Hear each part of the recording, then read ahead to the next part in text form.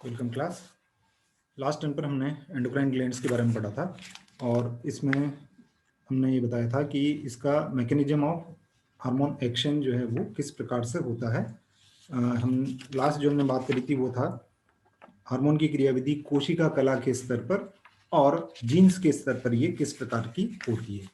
इसके बाद हम आ जाते हैं मुख्य अंतःस्रावी ग्रंथियां और उनसे सिक्रीट होने वाले हार्मोन्स कौन कौन से हैं। इसमें हम ये देखेंगे कि जो ग्लैंड्स हैं पहले हम उसके बारे में जानकारी लेंगे, उसके बाद उस ग्लैंड से सिक्रीट होने वाले हार्मोन्स कौन कौन से हैं और ये क्या फंक्शन हमारी बॉडी के अंदर करते हैं, इसके बारे में हम बात करेंगे। तो सबसे पहले हम बात करें कि ग्लैंड क्या चीज है। तो ग्लैंड क्या है? कोशिकाओं का एक समूह है जो कि कुछ मटेरियल लेती हैं और नए मटेरियल जो है वो उन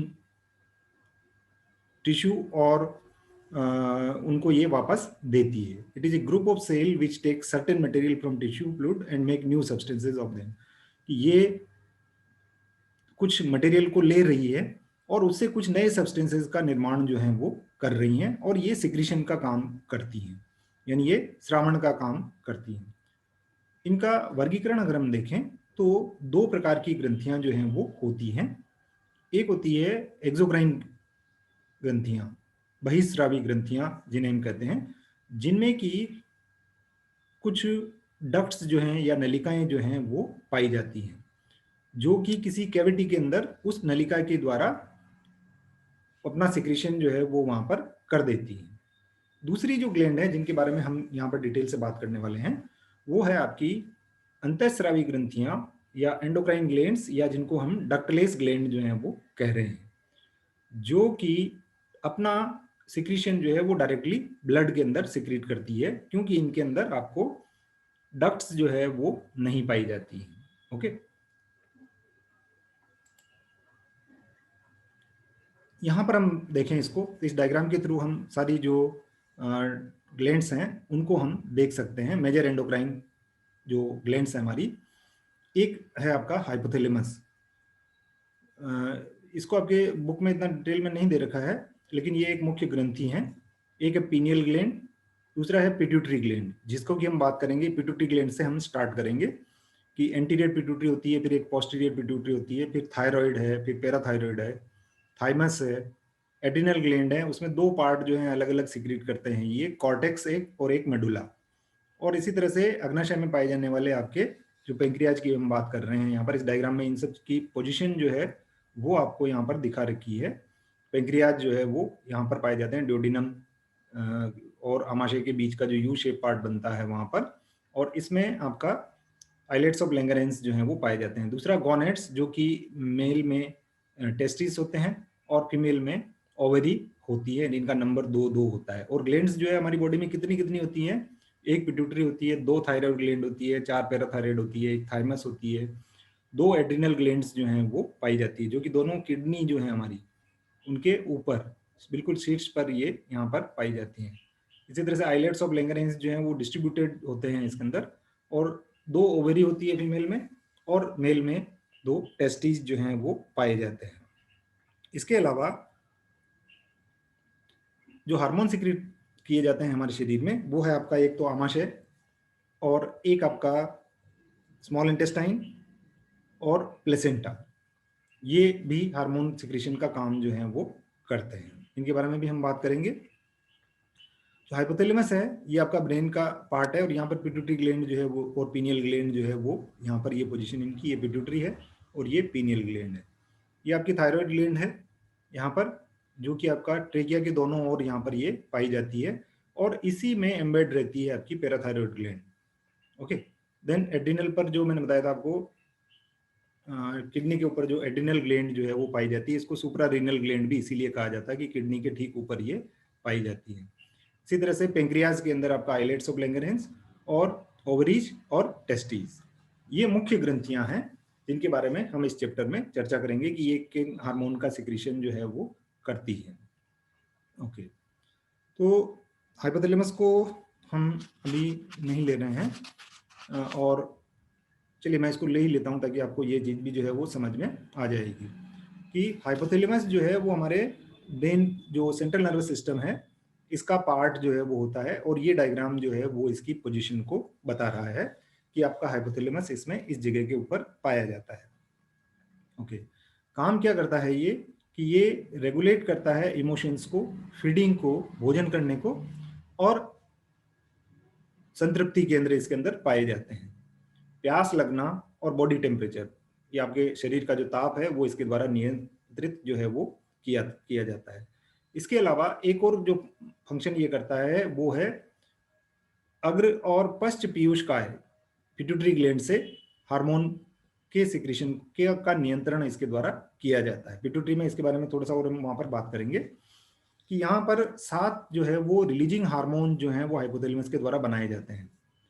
एक है इसका थायरोट्रोपिन रिलीजिंग हार्मोन, TRH। ये इनके जो फंक्शन है वो क्या करता है ये कि ये TRH जो है वो आपका पिट्यूटरी को इंड्यूस करता है, जिससे कि वो TSH का सिक्रीशन जो है वो करेगी। इसी तरह से corticotropin releasing hormone, gonadotropin releasing hormone और growth hormone releasing hormone. Actually pituitary जितने भी हार्मोन सिक्रीट कर रही हैं वो हाइपोथैलेमस के कंट्रोल में करती हैं कि वो रिलीजिंग हार्मोन सिक्रीट करता है, यानी इसका टारगेट ऑर्गन कौन सा हो गया आपका, एंटीरियर और पोस्टीरियर पिट्यूटरी जो है वो हो जाता है। इसी तरह से आपका growth hormone release inhibiting hormone, growth hormone के सिक्रीशन जो कि पिट्यूटरी से होगा उसको कम करने वाला। इसी तरह से prolactin releasing hormone, releasing factor कहते हैं हम इसको, और प्रोलैक्टिन इनिबिटिंग हार्मोन।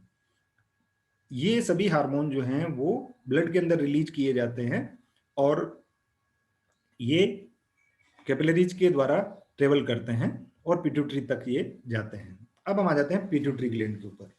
पीयूष ग्रंथि या इसको हाइपोफाइसिस भी कहा जाता है। इसको नाम जो है वो मास्टर ग्लैंड जो है वो दिया गया था। ये सभी उच्च कशेरुकी जंतुओं के अंदर पाई जाती है। एक और तो ये मस्तिष्क से जुड़ी हुई होती है।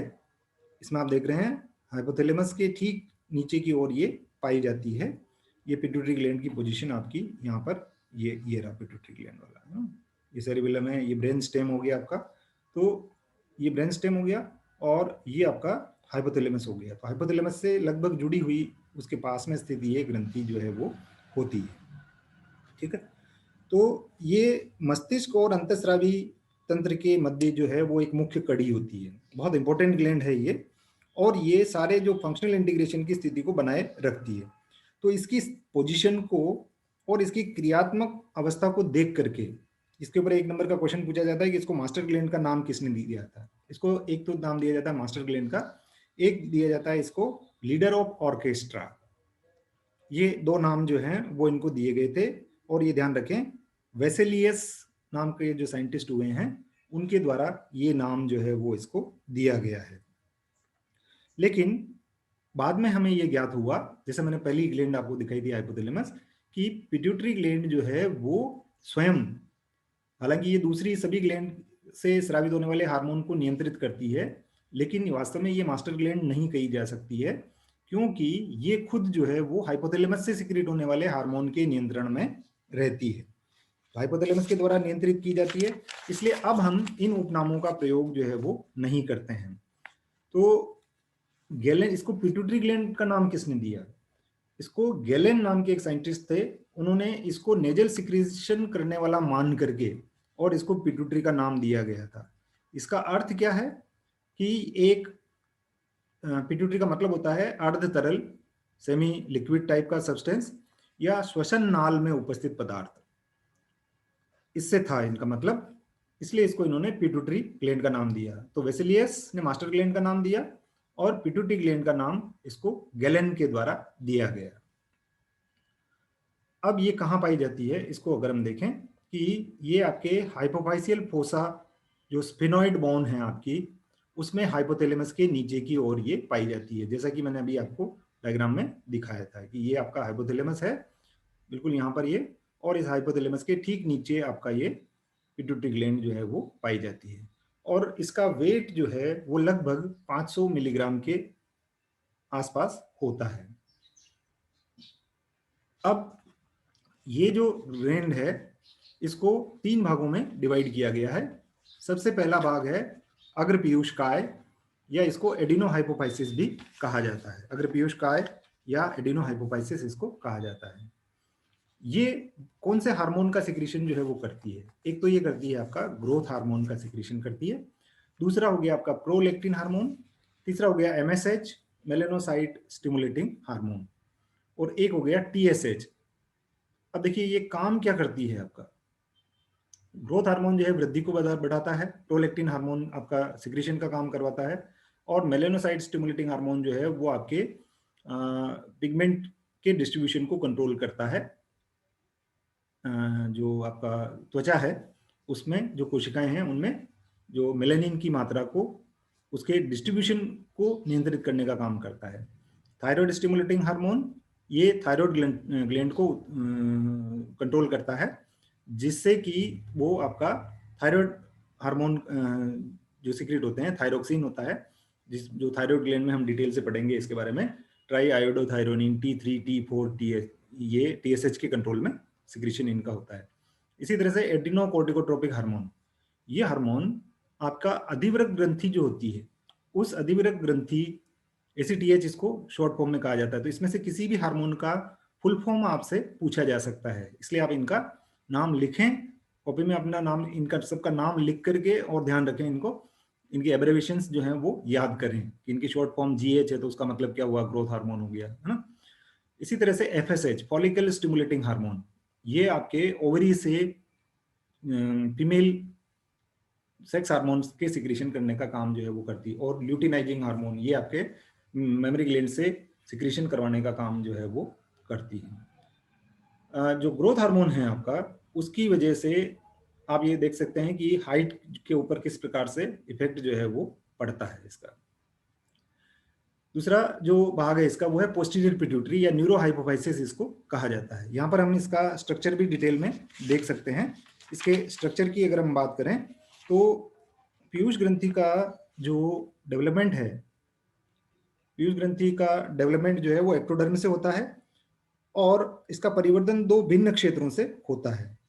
जो न्यूरोहाइपोफाइसिस की बात मैं आपको बता रहा हूँ यहाँ पर, कि न्यूरोहाइपोफाइसिस जो है वो एक आउटग्रोथ के नीचे की ओर वृद्धि करने से होता है, और जो एडिनोहाइपोफाइसिस है जिसके बारे में हार्मोन मैंने अभी बताए थे आपको, इसका निर्माण भ्रूण में ग्रसनी जो होती है हमारी, उस ग्रसनी के पृष्ठ भाग में एक रात के पाउच जो है वो बनता है, उसके ऊपर बढ़ने की वजह से होता है।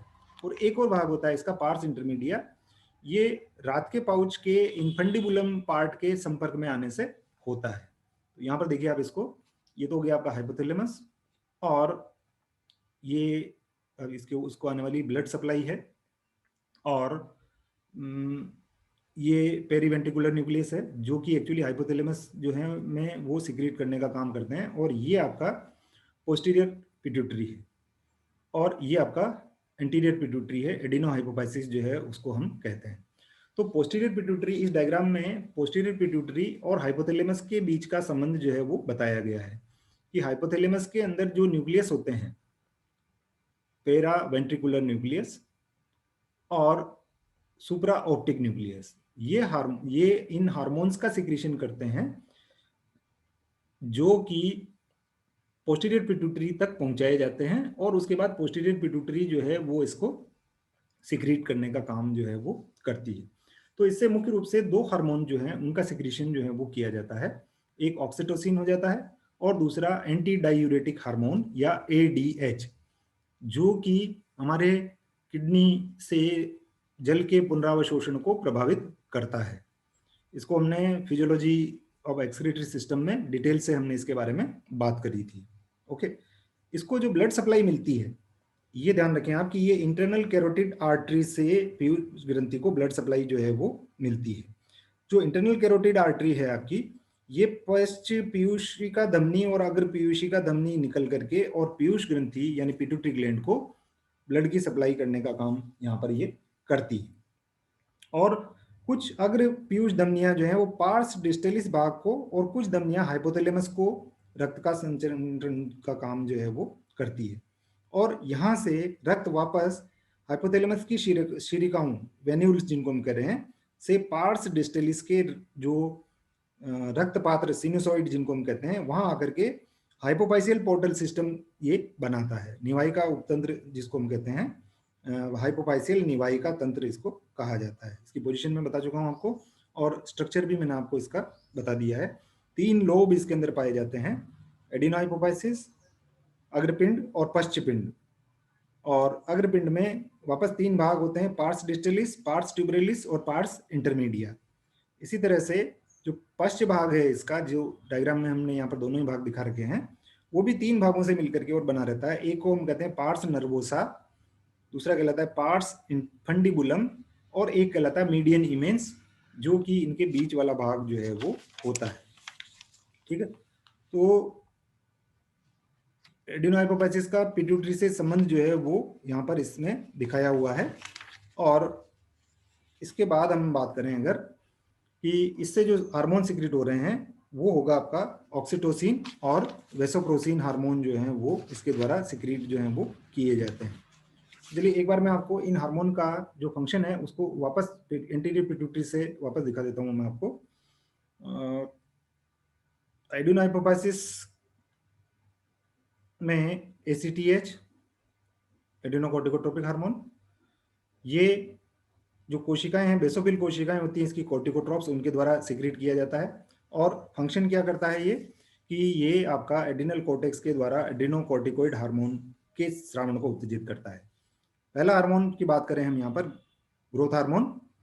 ग्रोथ हार्मोन जो है इसको, ये एसिडोफिल सेल्स जो होती हैं पिट्यूटरी में, उनसे सिक्रेट किया जाता है इंटीरियर पिट्यूटरी में, और ये शरीर की वृद्धि पर नियंत्रण करने का काम जो है वो करता है।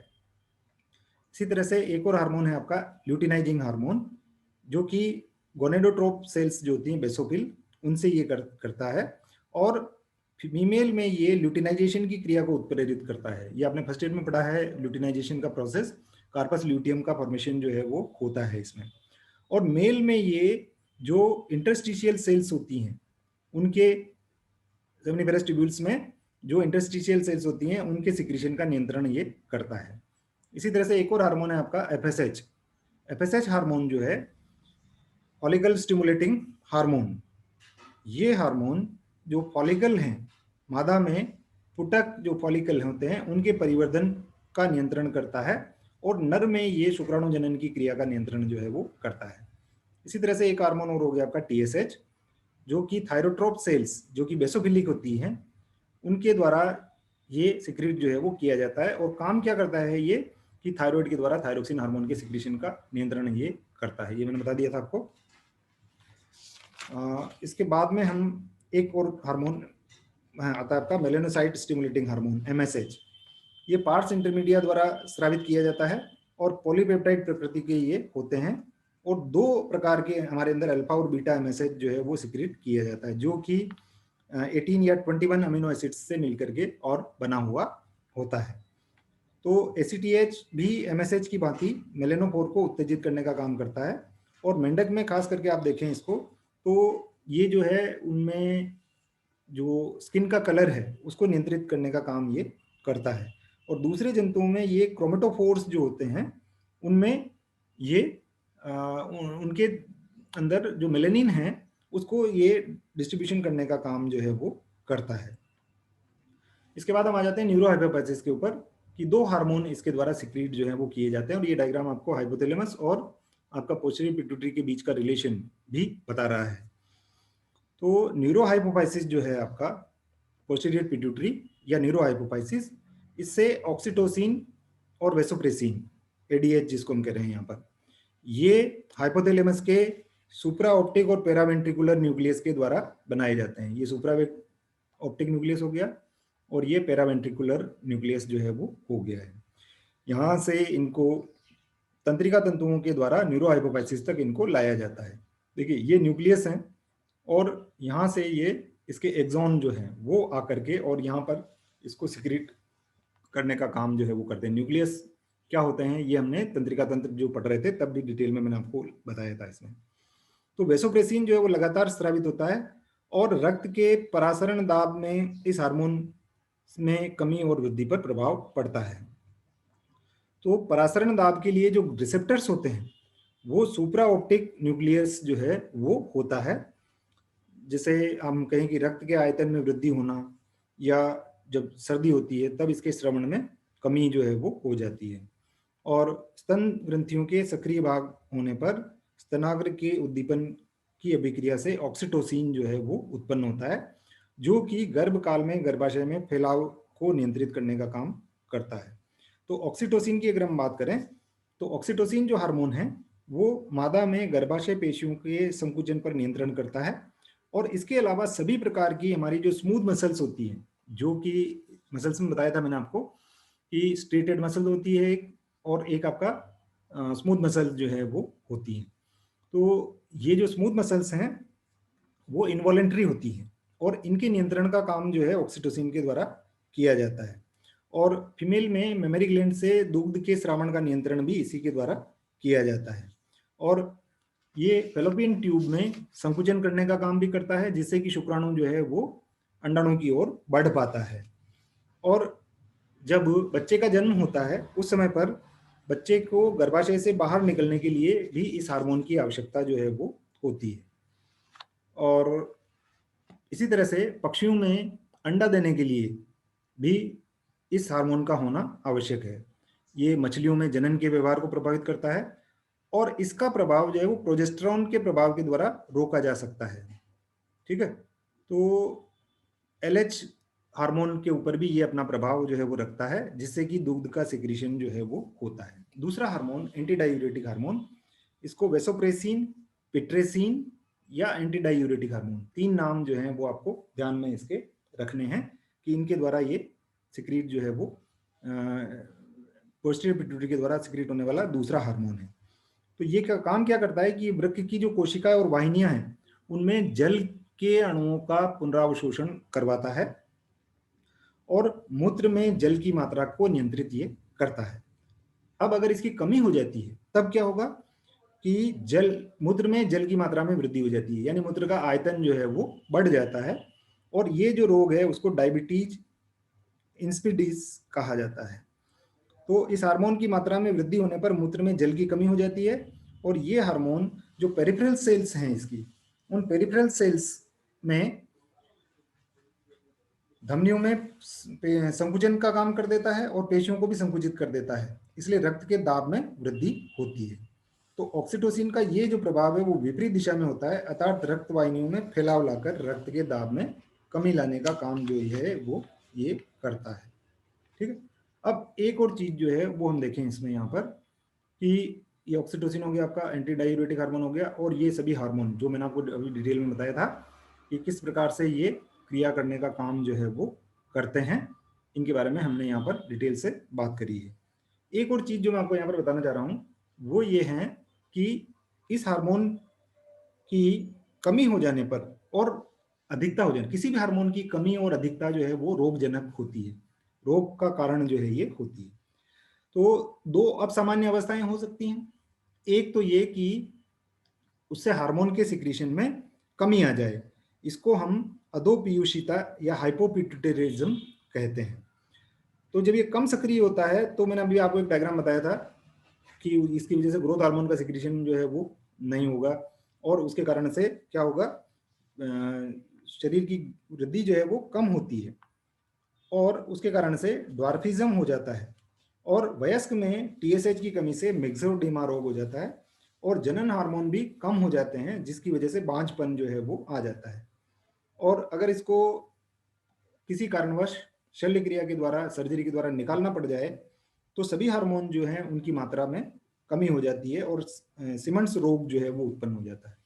लेकिन इसके विपरीत अगर हम देखें तो अगर इसका सिक्रीशन जो है वो अधिक होने लग जाए तब क्या होगा, पीयूष ग्रंथि के अधिक सक्रिय होने पर जो हार्मोन है वो ज्यादा सिक्रिएट होने लग जाएंगे, और ग्रोथ जो है वो बहुत ज्यादा होने लग जाती है, इसको जाइगेंटिज्म कहा जाता है। ये जो रोग है टीएसएच की अधिकता के कारण से होता है, और ग्रोथ हार्मोन की अधिकता से जो होता है उसको एक्रोमेगेली कहा जाता है। इसके साथ साथ एसीटीएच की अधिकता के कारण से कुशिंग डिजीज जो है वो हो जाती है। तो आज का हमारा चैप्टर जो है वो काफ़ी वीडियो लंबा हो गया है, अपलोड करने में दिक्कत आएगी, इसलिए इसके बारे में हम अगले उसके अंदर और चर्चा करेंगे। आप पढ़ें इसको, और कोई समस्या आती है तो पूछें मुझसे। Thank you.